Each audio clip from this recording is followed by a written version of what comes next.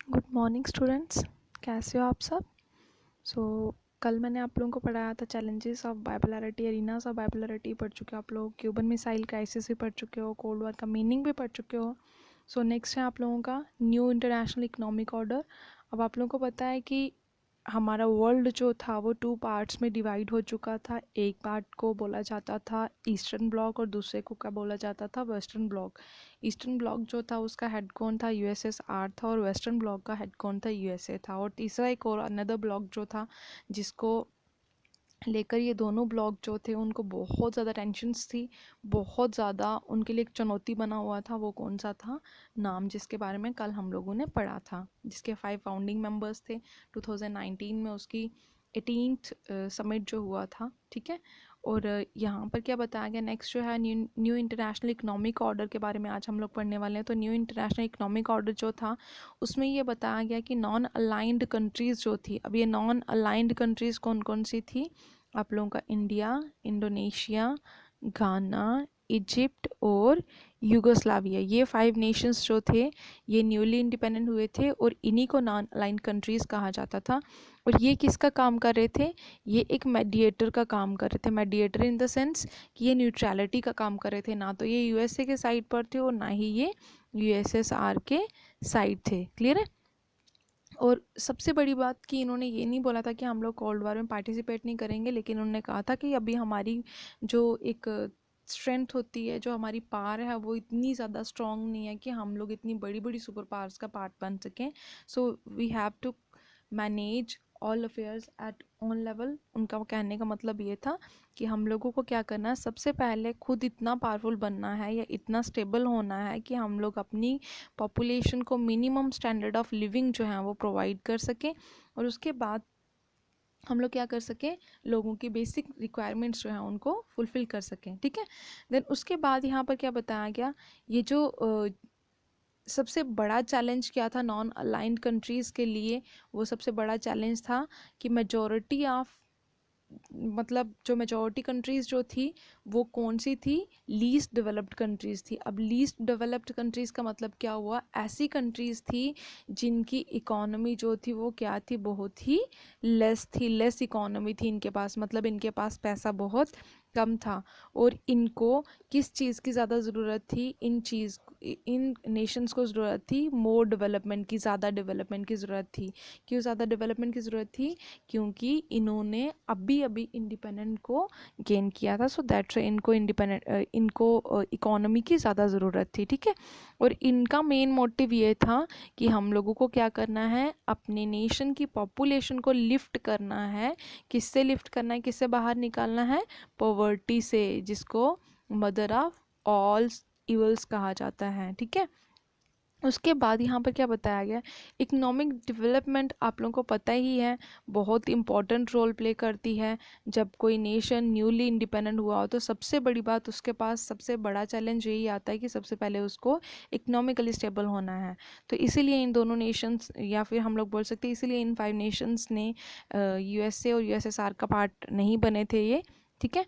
और उसके बाद यहाँ पे क्या बताया गया, उन्होंने बताया कि अगर हम लोग सस्टेनेबल डेवलपमेंट नहीं करेंगे तो हम लोग कभी भी अपने नेशन को फ्री नहीं कर पाएंगे। सस्टेनेबल डेवलपमेंट तो आप लोगों को अच्छी तरह से पता ही होगा कि हम लोग को क्या करना है, आज की जो टुडेज़ की जो भी मतलब नीड्स हैं उनको भी क्या करना है, मीट करना है।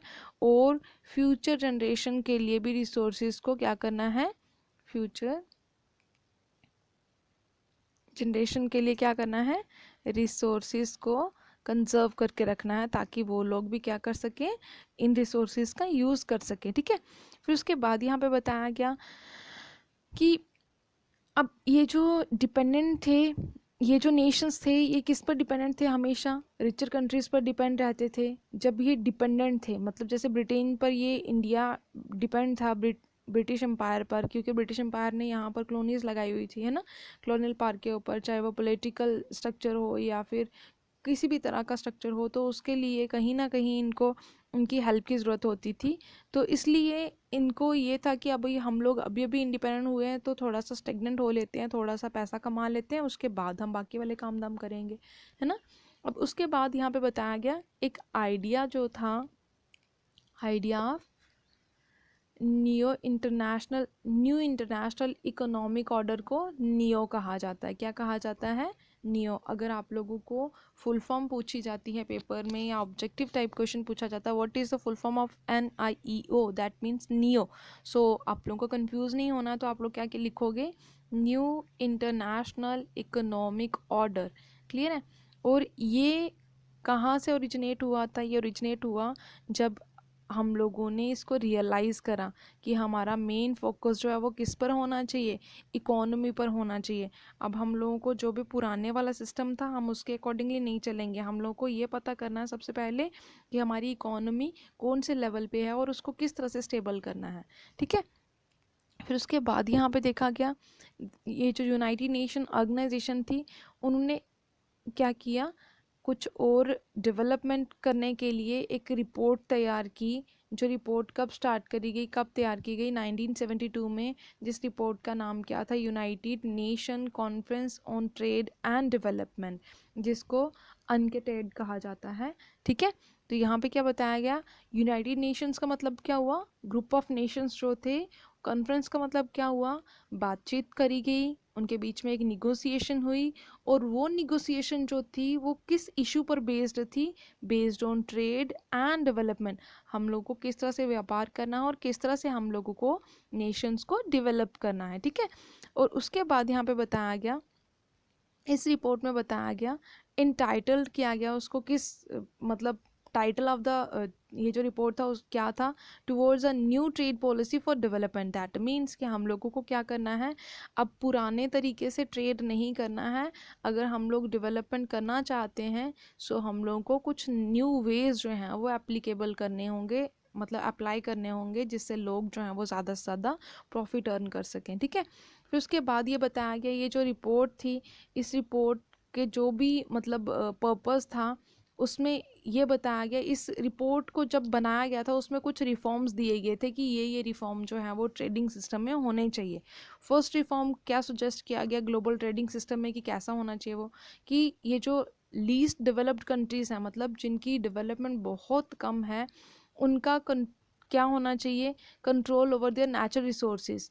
कि क्या किया जाए, जिन कंट्रीज़ के पास इकोनॉमी बहुत कम है, मतलब पैसा बहुत कम है, उन कंट्रीज़ के पास नेचुरल रिसोर्स हैं। जैसे अगर मैं आप लोगों को एग्जांपल दूँ इंडिया की, इंडिया के पास नेचुरल रिसोर्सेज बहुत ज़्यादा थे, जिसकी वजह से ब्रिटिशर्स यहाँ से कच्चा माल लूट के लेके जाते थे, मतलब रॉ मटेरियल्स यहाँ से लेके जाते थे, और इंग्लैंड से वो प्रोडक्ट को प्रोड्यूस करके लाते थे, और यहाँ पर ही वापस जब वो प्रोडक्ट्स हमारे ही रॉ मटेरियल से बने हुए प्रोडक्ट्स को जब यहाँ पे सेल करते थे, उनके साथ सरप्लस वैल्यू को ऐड कर दिया जाता था। अब ये सरप्लस वैल्यू क्या होती है? कि एडिशन किया जाए प्राइस में, मतलब अगर कोई भी 2 रुपये की चीज़ है तो उसका प्राइस अगर 2 रुपये है वहाँ पे इंग्लैंड में, तो यहाँ पर उसको 10 रुपये में बेचना। ठीक है? तो यहाँ पर सरप्लस वैल्यू का एडिशन करा जाता है। सेम यहाँ पर क्या बोला गया कि लीस्ट डेवलपमेंट कंट्रीज़ जो हैं वो क्या करें? कंट्रोल करें। किस चीज़ को कंट्रोल करें? नेचुरल रिसोर्सेज को कंट्रोल करें, ताकि ये जो वेस्टर्न कंट्रीज़ हैं वो क्या ना कर पाएँ, जो डेवलप्ड कंट्रीज़ हैं, मतलब USA वगैरह वगैरह जो भी उसके साथ वाले नेशंस हैं, वो इन लीस्ट डेवलप्ड कंट्रीज़ के रिसोर्सेज को एक्सप्लॉइट ना कर पाएँ। कहने का ये मतलब है, अगर मैं आप लोगों को इन शॉर्ट बताऊँ, तो ये बोला गया है कि लीस्ट डेवलपमेंट कंट्रीज़ जो है वो कंट्रोल करें अपने नेचुरल रिसोर्सेज को, ताकि वेस्टर्न जो कि डेवलप्ड कंट्रीज़ हैं वो क्या ना कर पाएँ, उन रिसोर्सेज का मतलब एक्सेसिवली यूज़ ना कर सकें, उनको एक्सप्लॉइट ना कर सकें। क्लियर है? सो नेक्स्ट जो रिफॉर्म किया था ग्लोबल ट्रेडिंग सिस्टम में, वो क्या था कि हम लोग को क्या करना है? वेस्टर्न मार्केट्स जो हैं उनसे असेस लेना, मतलब थोड़ी सी हेल्प लेनी है, ताकि ये जो लीस्ट डेवलप्ड कंट्रीज़ जो हैं वो अपने प्रोडक्ट्स को क्या कर सकें? सेल कर सकें, उन्हें बेच सकें, जिससे ये जो ट्रेड है वो बहुत ज़्यादा बेनिफिशियल हो। किसके लिए बेनिफिशियल हो? पूरर कंट्रीज़ के लिए, मतलब जैसे इंडिया हो गया, ठीक है, गाना जो न्यूली इंडिपेंडेंट है उनकी बात कर रही हूँ फिलहाल मैं अभी। ठीक है? Then sorry, and the next one is third में क्या बताया गया कि थर्ड रिफॉर्म उन्होंने जो ट्रेडिंग सिस्टम में करना था वो क्या था? Reduce the cost of technology from the western countries. उन्होंने बोला कि हम लोग को क्या करना है, ये जो टेक्नोलॉजी की कॉस्ट है, टेक्नोलॉजी के प्राइजेस जो हैं उनको रिड्यूस करना है। जो हम लोग कहाँ से लाते हैं? वेस्टर्न कंट्रीज से लाते हैं, उनको हमें कम से कम मतलब ख़रीदना है और कम से कम पे करना उनके लिए। देन नेक्स्ट यहाँ पे फोर्थ पॉइंट जो बताया गया कौन सा रिफॉर्म था, लीस्ट डेवलपमेंट कंट्रीज़ जो हैं उनको क्या प्रोवाइड किया जाए, उनको एक ऐसा रोल प्रोवाइड करा जाए जिन जो इंटरनेशनल इकोनॉमिक इंस्टीट्यूशंस है ना उनमें लीस्ट डेवलपमेंट कंट्रीज़ की पार्टिसिपेशन जो है वो ज़्यादा होनी चाहिए, जिससे उनको ज़्यादा से ज़्यादा ट्रेड के बारे में पता चलेगा और ज़्यादा से ज़्यादा वो मतलब प्रॉफिट को अर्न कर पाएंगे, जिससे उनकी जो ये डेवलपमेंट की प्रोसेस है वो थोड़ी सी स्टेगनेंट हो जाएगी। देन नेक्स्ट यहाँ पे बताया गया कि ये जो नॉन अलाइनमेंट, अब नेचर ऑफ नॉन अलाइनमेंट की बात हो रही है यहाँ पे। नेचर ऑफ नॉन अलाइनमेंट का जो नेचर था वो क्या हो गया, टोटली चेंज हो गया। उन्होंने कहा कि अब हम लोगों को क्या नहीं करना, अब हम लोगों को इकोनॉमी जो है वो हमारा इशू है, अभी हम लोगों को उसी पर ही चलना, ना कि हम लोग इन कोल्ड वार के टाइम पर हम लोग कोल्ड वार के को लेकर ज़्यादा टेंशन मोल नहीं लेंगे। हमारा मेन मोटिव जो है वो किसकी तरफ शिफ्ट हो चुका है, इकोनॉमी की तरफ। हम लोग को ज़्यादा से ज़्यादा डेवलपमेंट करनी है। 1961 में जो फर्स्ट समिट हुआ था, किसका फर्स्ट समिट हुआ था, न्यू इंटरनेशनल इकोनॉमिक ऑर्डर का, बलग्रेड में जो हुआ था। किसका हुआ था साथ में, नाम का। तो उनमें नाम का जो 1961 में फर्स्ट समिट हुआ था उसमें किसकी बात करी गई थी, इकोनॉमिक इश्यूज़ की बात करी गई थी, जो कि उस टाइम पर इतने ज़्यादा इम्पोर्टेंट नहीं थे, क्योंकि इकोनॉमी उनकी जो थी वो बहुत ज़्यादा क्या हो चुकी थी, रिड्यूस हो चुकी हुई थी। फिर उसके बाद यहाँ पे क्या बताया गया, 1970s के हाफ में, मिड में देखा गया कि ये जो इकोनॉमी जो थी वो मोस्ट इम्पॉर्टेंट पार्ट बन गई, मोस्ट इम्पॉर्टेंट इशू बन गई नाम कंट्रीज़ का, जिसका रिजल्ट ये हुआ कि नाम जो था अब वो इकोनॉमिक प्रेशर ग्रुप बन चुका था। इकोनॉमिक प्रेशर ग्रुप का मतलब क्या हो गया कि अब नाम कंट्रीज़ का फर्स्ट एंड लास्ट जो पॉइंट जो था, मोटो जो था वो क्या था, to provide economic stability to all the nations who are independent newly। ठीक है, जो इंडिपेंडेंट हुए हैं न्यूली, उनको सबसे पहले इकोनॉमी को मतलब बढ़ाने का एक प्रोत्साहन देना है। ठीक है, उसके बाद यहाँ पे बताया गया कि लेट 1980s का जो टाइम पीरियड था, अब यहाँ पे बताया गया कि नियो जो था उसने एक इनिशिएटिव लिया कि मुझे क्या करना है, मुझे जो भी स्टिफ अपोजिशन वाली डेवलप्ड कंट्रीज़ हैं, मैं उनके लिए काम नहीं करूँगा, मैं सिर्फ नॉन अलाइंड कंट्रीज़ के लिए काम करूँगा जो क्या कर रही हैं इस टाइम पर यूनाइट होने के लिए। मतलब उन्होंने यूनिटी मेंटेन करी है और अपोजिशन को भी फेस कर रहे हैं, और साथ ही साथ वो अपनी इकोनॉमी को ग्रो करने के लिए बहुत ज़्यादा टूल्स एंड टेक्निक्स का यूज़ कर रहे हैं। सो दैट्स वाई उन्होंने अपना मोटिव जो था वो यहाँ पर शिफ्ट कर लिया। सो आई होप कि आप लोगों को टॉपिक समझ में आया होगा इंटरनेशनल इकोनॉमिक ऑर्डर के बारे में। सो अगर नहीं समझ में आया तो प्लीज़ कमेंट कीजिए और बताइए मुझे कि कहाँ पर मैंने आप लोगों को समझ में नहीं आया, तो मैं आप लोगों को पूरी कोशिश करूँगी कि आप लोगों को समझ में आए। Okay, so God bless you all.